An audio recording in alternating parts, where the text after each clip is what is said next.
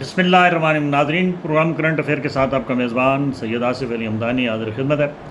ناظرین، اسلام آباد میں گو کے 144 کا نفاذ وفاقی حکومت کی طرف سے اعلان کردہ ہے، لیکن اس وقت صورتحال ابھی تازہ ترین جو صورتحال ہے، ہزاروں کی تعداد میں JUI مولانا فضل الرحمان گروپ کے جو کارکنان ہیں وہ ہزاروں کی تعداد میں ڈی چوک پہنچ چکے ہیں، اور وہاں پہ یہ ایک شدید قسم کا رد عمل ظاہر کیا جا رہا ہے کہ جو چیف جسٹس سپریم کورٹ نے قادیانیوں سے متعلق جو ایک متنازع فیصلہ دیا ہے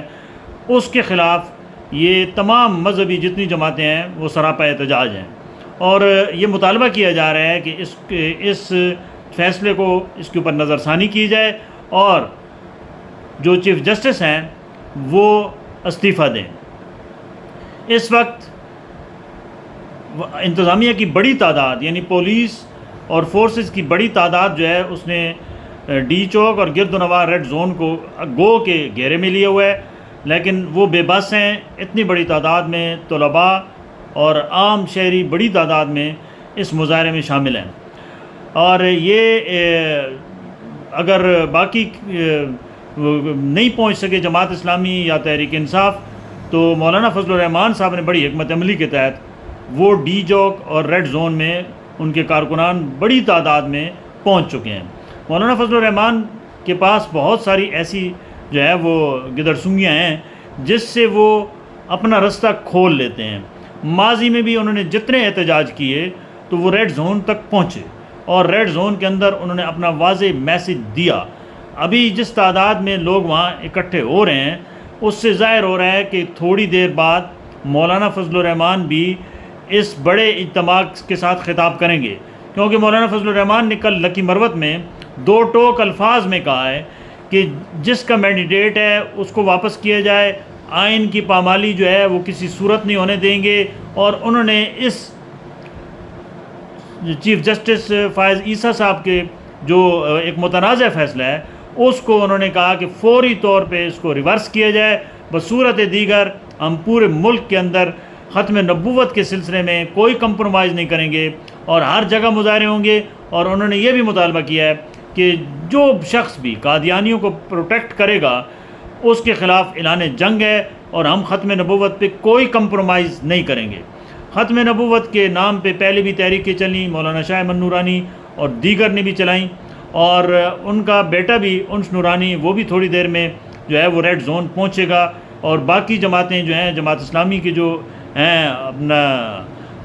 سابق امیر سراج الحق صاحب وہ بھی پہنچنے والے ہیں. تو یہ شاید مذہبی جماعتوں کا جوائنٹ ایک بہت بڑا پروٹیسٹ ہے جو پوری دنیا کو یہ پیغام دے رہے ہیں کہ ہمارے نبی کریم صلی اللہ علیہ وسلم پہ جان بھی قربان ہے، اور کسی صورت بھی ان سے متعلق اگر کسی نے بھی ذرا سی بھی ختم نبوت کو چھیڑنے کی کوشش کی، اور قادیانی جو کہ یہاں پہ واضح طور پہ 1973 کے آئین کے تحت قادیانیوں کے اوپر سخت ممانعت ہے کہ وہ کوئی عبادت گاہ نہیں بنا سکتے، وہ اپنے تشریح نہیں کر سکتے، وہ اپنی عبادت گاہوں کا جال نہیں بچھا سکتے. اب ان کو اس میں تھوڑی سی کنسیشن ملی ہے، تو اس کے اوپر یہ تمام مذہبی جماعتیں جو ہیں وہ سراپا احتجاج ہیں، اور وہ سب کہہ رہے ہیں کہ ہم ختم نبوت پہ پہرا دیں گے، اور کسی صورت بھی کسی کو بھی یہ اجازت نہیں دی جائے گی کہ وہ قادیانیوں کو یا دوسرے لفظوں میں مرزائیوں کو یہاں پہ عبادت کی اجازت دے یا ان کو جو ہے وہ تبلیغ کی اجازت دے. یہ کسی صورت بھی ممکن نہیں ہے. اس سلسلے میں یہ آج مظاہرہ ہو رہا ہے، اور بڑی خاموشی کے ساتھ جو ورکرز ہیں JUI کے مولانا فضل الرحمان صاحب کے، وہ بڑے طریقے کے ساتھ ریڈ زون میں گھسے. کوئی وہاں پہ کنٹینر نہیں کھڑے کیے گئے تھے، اور ریڈ زون اس وقت جو ہے وہ ایک بڑا جو ہے وہاں اجتماع ہونے جا رہا ہے. اور رات میرا خیال میں وہ تھوڑی دیر بعد تمام قائدین بھی پہنچیں گے مذہبی جماعتوں کے، اور وہ خطاب بھی کریں گے، اور واضح پیغام ہے